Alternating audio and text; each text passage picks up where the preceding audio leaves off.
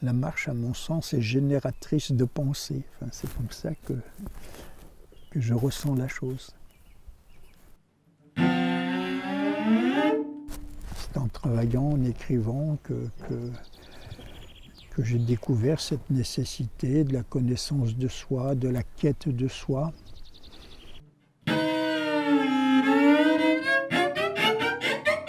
Tout mon travail est né de ce besoin de connaissance et de ce besoin de devenir celui que j'étais mais que je ne connaissais pas.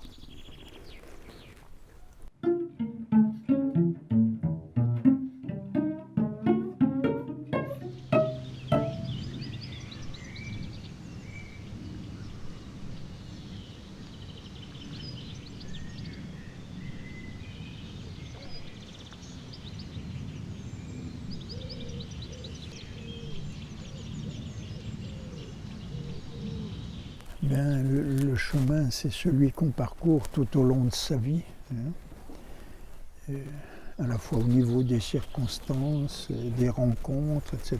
Mais c'est aussi le chemin intérieur qu'on peut faire. Et pour moi, ce chemin était important puisque je suis parti d'abord d'une grande confusion, d'une grande ignorance, à la fois de moi-même, de l'écriture. Je ne savais rien de tout cela. Et c'est en travaillant, en écrivant que j'ai découvert cette nécessité de la connaissance de soi, de la quête de soi. Et que là, bien, je me suis trouvé embarqué dans une longue aventure qui, bien sûr, n'a pas cessé. Et c'est cela qui a été aussi, je sais pas, à la source de mon travail. Tout mon travail est né de ce besoin de connaissance et de ce besoin de devenir celui que j'étais mais que je ne connaissais pas. En fait, à mon sens, on n'a pas à se construire, on a simplement à se découvrir, c'est-à-dire à rejeter un peu tous les oripeaux qui cachent notre être intérieur. Hein. Moi, je l'ai ressenti très fort dans la mesure où, de 12 à 23 ans, j'ai porté un uniforme militaire. Eh bien, évidemment, tout ça m'avait soumis à un certain conditionnement. Et je sentais très bien après que j'avais à rejeter un peu toutes ces influences, tout ce conditionnement pour parvenir à être moi-même. Mais ce moi-même, je ne le connaissais pas. Et simplement, il a fallu désencombrer, désenfouir ce qui était caché.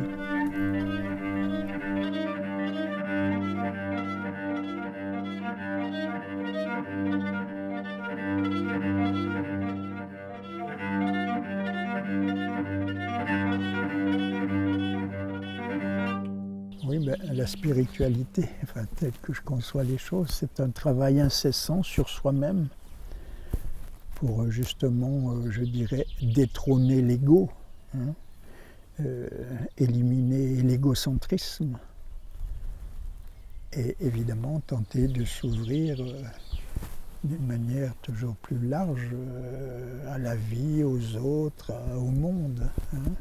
Parce que tant qu'on est enfermé en soi-même, on ne voit rien, on ne comprend rien, on déforme tout. Hein. Et à mon sens, la spiritualité, c'est tout ce travail en vue justement de se rendre toujours plus humain, hein, toujours moins enfermé en soi. Et c'est un travail incessant et qui au début peut être très exigeant parce que au début, comme je le disais, il y a lieu d'éliminer beaucoup de choses qui ont été déversées en nous pendant toute notre enfance, notre adolescence, dont on n'a pas conscience.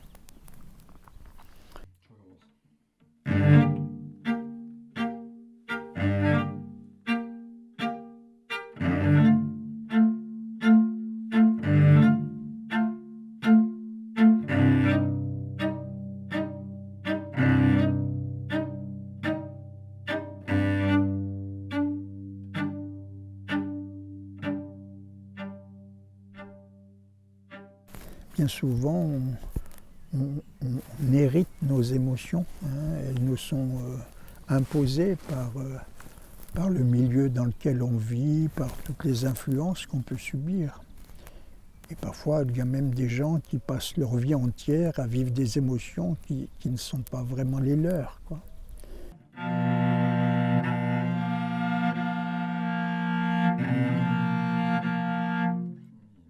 S'il y a un vrai travail, une vraie exigence, une vraie lucidité, bien sûr qu'il s'agit de déjouer tous les mensonges, toutes les impasses dans lesquelles on peut s'enfermer. Bien sûr, ça peut être une illusion, mais tout dépend évidemment du besoin qu'on a d'être vrai. Et ce besoin-là, soit on le porte en soi, soit non. Enfin, hein. Pour moi, il me semble qu'il y a toujours eu une espèce d'injonction à laquelle il me fallait obéir, hein. Et tout mon travail au niveau de l'écriture participe directement, enfin même pas participe, c'est indissociable pour moi l'écriture de ce travail que j'ai eu à faire sur moi-même. Ça consiste justement à ce que la pensée, d'une certaine manière, fasse retour sur elle-même pour remonter à son origine et là, s'affranchir de ce qui la conditionne. C'est un œil qui regarde en lui-même, hein, et qui regarde ce pourquoi il regarde d'une certaine manière, hein. Et tant que ce travail n'a pas été fait, on ne peut pas parler d'une liberté de pensée.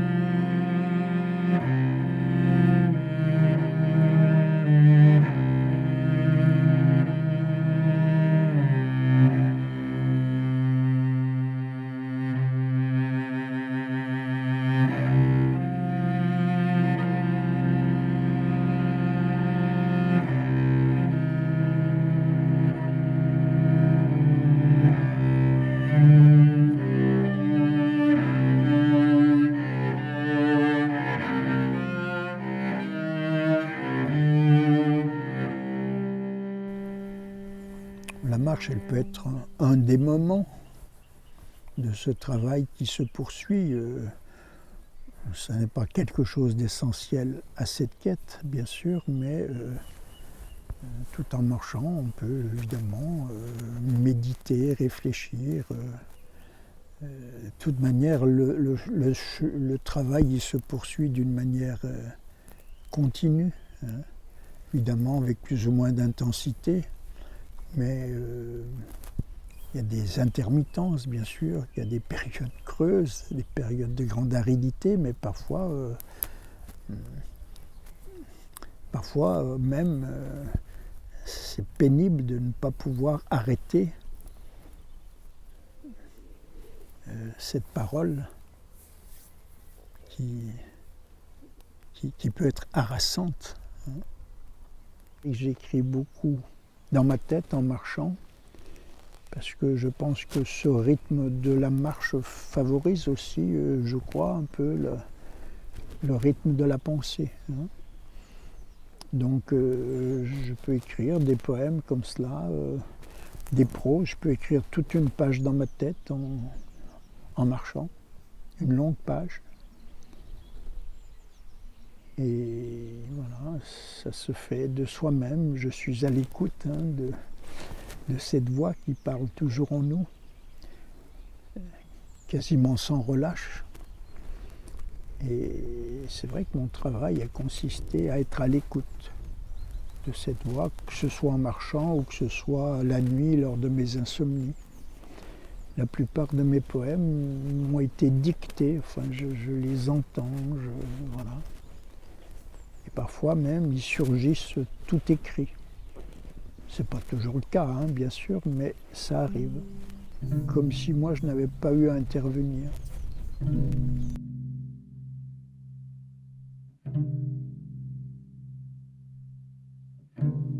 Je ne visualise rien. Hein. Non, non, j'entends. Je suis attentif à ce rythme, à quelque chose qui est une poussée obscure et qui cherche à venir au jour. Au début, oui, c'est d'ailleurs une sorte, au départ, de mise sous tension. Hein. Je sens que quelque chose approche comme cela et donc ça me met... ça m'oblige à être à l'écoute des mots qui commencent à se murmurer en moi. Un jour, ma barque s'est détachée, s'est éloignée du port, et sans que je m'en sois rendu compte, poussé par le vent, j'ai dérivé, longuement dérivé, à me découvrir seul, loin de mes semblables. J'étais dévoré d'angoisse. Mon unique désir était de revenir parmi eux, là où était ma place, d'autant que mon embarcation prenait l'eau. Ou bien était-ce moi qui déjà me fissurais, me délabrais. Je n'avais plus la force de ramer, de diriger ma barque. N'allais-je pas bientôt sombrer? Je ne me sentais pas de taille à affronter les tempêtes que j'aurais à essuyer. Je me rebellais, voulais retrouver la quiétude de ma vie d'avant. Mais il ne m'était pas possible de maîtriser ma dérive et j'ai dû m'abandonner. À plusieurs reprises, ma frêle embarcation a chaviré. Tout ce qu'elle contenait, livres, savoirs, possessions diverses, tout est passé par le fond. Je ne pouvais intervenir, ne pouvais que me laisser emporter par cette navigation aveugle. Je suis parfois resté encalminé, mais le plus souvent, j'ai été pris dans d'âpres bourrasques. Un jour, mon esquif s'est disloqué et force m'a été de lâcher prise, de consentir à disparaître. Alors des courants m'ont poussé, porté, puis déposé sur une plage. Une lumière d'aurore inondait l'oasis où j'allais maintenant vivre.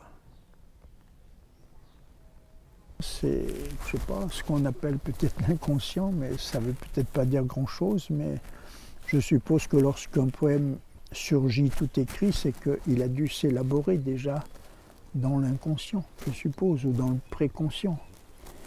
Mais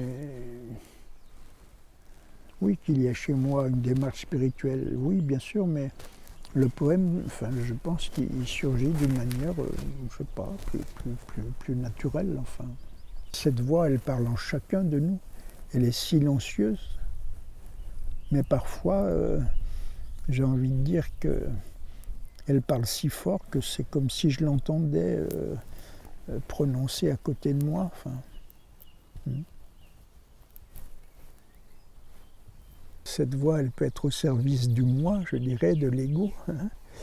Mais justement, on peut arriver à discerner que ce qu'elle dit, eh bien, voilà, doit être discuté, réfuté, refusé, enfin, que sais-je. Mais au début, c'est très difficile parce qu'on ne sait pas trop, on ne comprend pas. Hein.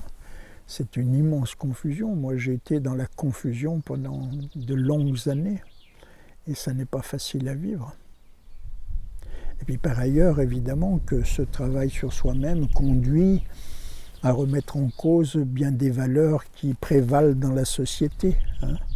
Donc on se trouve forcément très seul, très très seul. Et d'ailleurs, ce travail ne peut se faire que dans la solitude. Personne ne peut vous aider, personne ne peut être là à l'intime de vous-même pour savoir justement si vous vous mentez, si vous vous racontez des histoires, ça n'est pas possible. Et cette solitude, elle fait peur aussi. Et c'est la raison pour laquelle aussi beaucoup de gens qui sont quand même appelés, je dirais, à entrer dans cette aventure la refusent. Parce que forcément, elle génère beaucoup d'angoisse. Hein, et que cette solitude, elle n'est pas facile à vivre.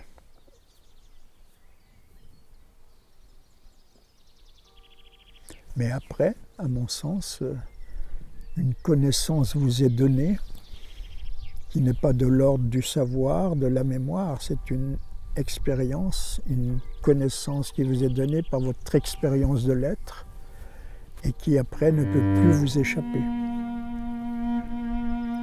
Et qui est là, qui a une base solide, je veux dire.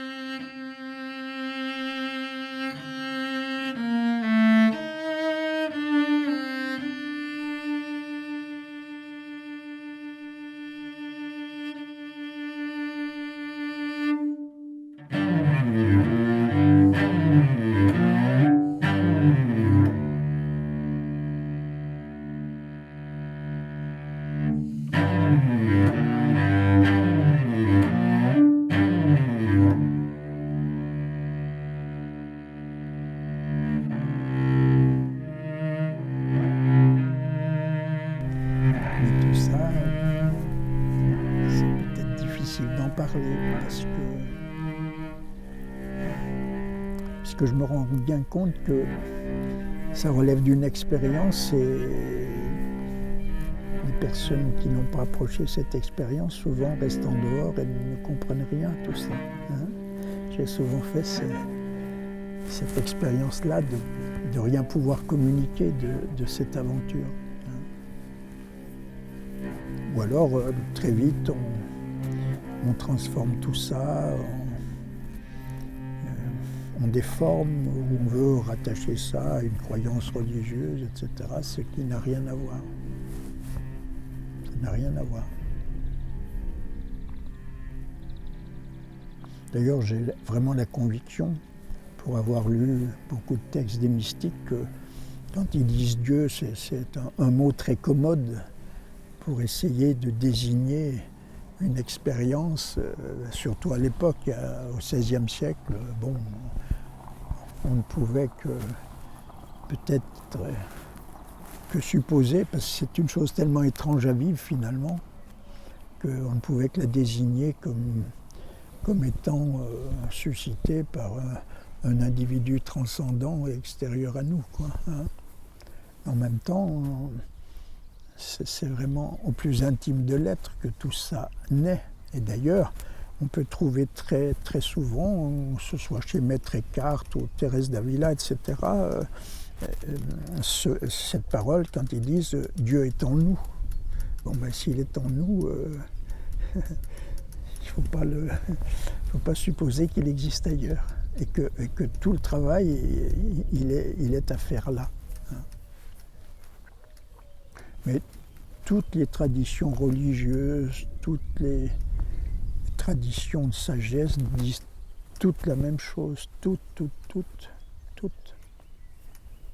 Il faut revenir à soi et travailler sur soi-même. Il n'y a aucun autre moyen, hein, de se dégager de ses problèmes, de ses entraves, de ses illusions, de ses préconceptions, enfin que sais-je, de tous les faux semblants. Mais parfois c'est très long, très douloureux. Et c'est pour ça que parfois, certaines personnes ou certains psychanalystes disent on ne peut pas se connaître par soi-même, c'est rigoureusement impossible. Hein. C'est impossible tant qu'on ne tente pas et tant qu'on ne paye pas le prix.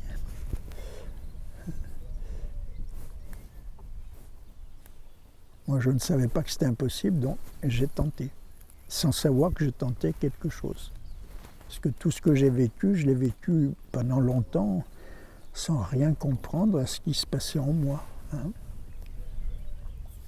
Il m'a fallu beaucoup de temps pour que je puisse comprendre, oui, ce travail qui se poursuivait en moi, mais qui au départ était vraiment, qui relevait d'une nécessité absolument vitale, vitale.